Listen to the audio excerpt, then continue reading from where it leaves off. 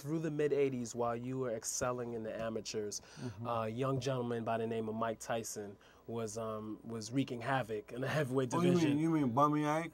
That's what we called him in school, Bummy Ike. Why? Why? Because he was bummy when he came to school. We called him Bummy Ike. His name is Mike. Bummy Ike is what I recall us calling Mike Tyson. Wow. But it's like how? What was your relationship with Mike Tyson? Well, Mike and I, we would see each other from time to time. He never gave me any problem. I never gave him any problem. I guess, once again, line recognized the line. And he didn't want to see who bite was bigger. But as professionals, we always greeted each other with great respect. And, I respected him for his accomplishments. Yes. Especially coming from the same neighborhood. And talk about like how you were able to travel all over the world and be exposed to so many different cultures in the amateur ranks. How did that change your perspective of life? Well, you got to remember, initially, I thought they was on the East New York and Brownsville. I never knew that the world was so much bigger. I guess because of my family, I used to have people talk about, well, let's go to Mexico for the weekend. They probably said, well, let's go to my cousin's house who lived across town in Bedford-Stuyvesant. And that was pretty much it. So when I had the opportunity to go to Korea, Japan, or wherever it was, I realized then that the world was so much bigger than what I anticipated. Wow, and then you got to see more and more of the world as your career went on, that's for sure. Romania, Mexico, I've been all over the world. London, so it's been real good, it's been great. Now, I have a question for you. How did you, in the Golden Gloves, when you won it in 1984, how did you knock out on James Smith in 4 seconds? Well, we ran across the ring, we met each other, and I let it go. ain't too much to that. Did he try to move at all? Or? I guess being a fighter, he was close enough for me to hit him. He was just shot. I just threw him and hit him, called him, and he went to sleep, and it's a wrap. Wow. Is there a tape of that? Oh. Yeah, they have it on tape. Okay. I'm about to call my friend Brian Adams. I'll call him and see if he can find that. Yes, indeed. Actually, he was in Germany with me when I had my last fight. Oh, okay, beautiful. Yeah. Good man, definitely. Yeah, absolutely. And so I wanted to ask you about, there's some opponents that you met, like Jorge Luis Gonzalez, which we're gonna talk. like how did that beef start? Like, because in '87 he defeated you in the Pan Am Games. Yeah. Lennox Lewis as well. Yeah. But you gotta keep in mind at that point, I think I was 17, 18, and I was fighting him. He was 26, 27. But wow, he's an older heavyweight like that. Okay. But you're taking a kid, he's fighting a man in his prime. And so that was the big difference. But when we fought as men, it was you see what he got for his trouble. Right. A beat down. A beat down. I remember that fight. I remember the press conferences. Between you and me, he'll never be the same. That's for sure. I tightened him up pretty good.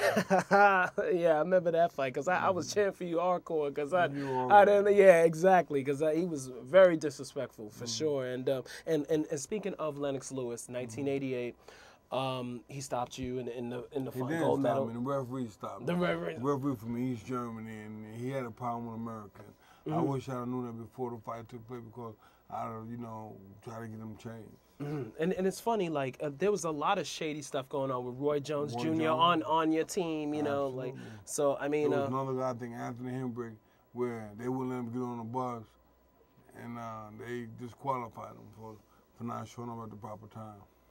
My God. You were able to fight major people early in your career. Talk about how important that amateur background was. Well, if I didn't have the experience as an amateur, I could not have performed as I did as a professional. I guess it's kind of like, if you go to public school, excuse me, then you go to junior high school, and college.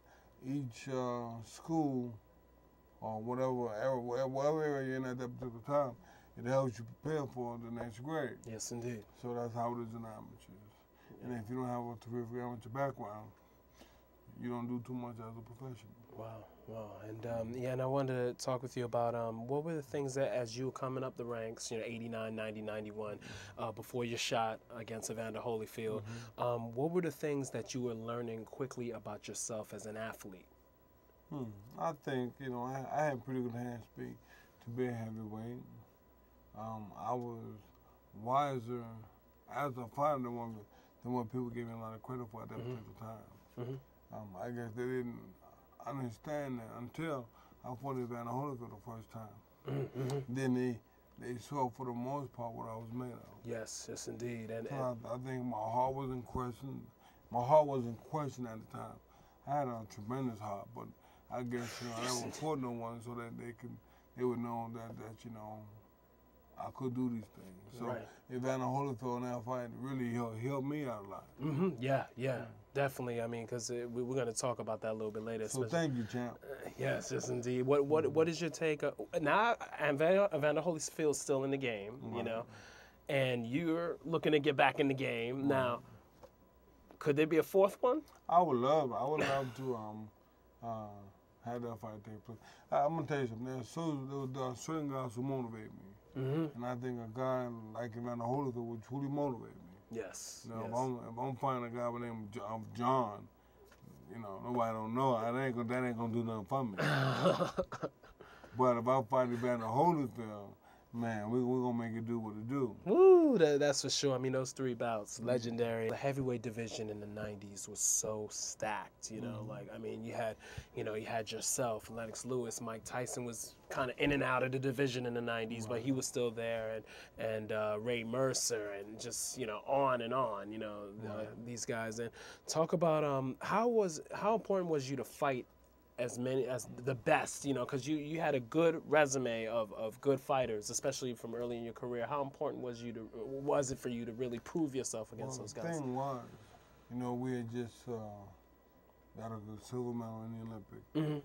So my thing was, I wanted to get back at Lennox Lewis, so whatever it took, or whoever I had to fight, I was willing to go through that so that eventually he and I would, you know, face each other again. But unfortunately, it never happened. But in the process, I fought the best to show the people that I was the best. Yes, yes. You know, Elijah Tillery, Evander Holyfield. Now, no question, Evander was the hardest guy that I ever fought. And it was because he was cagey, he was smart, and very determined.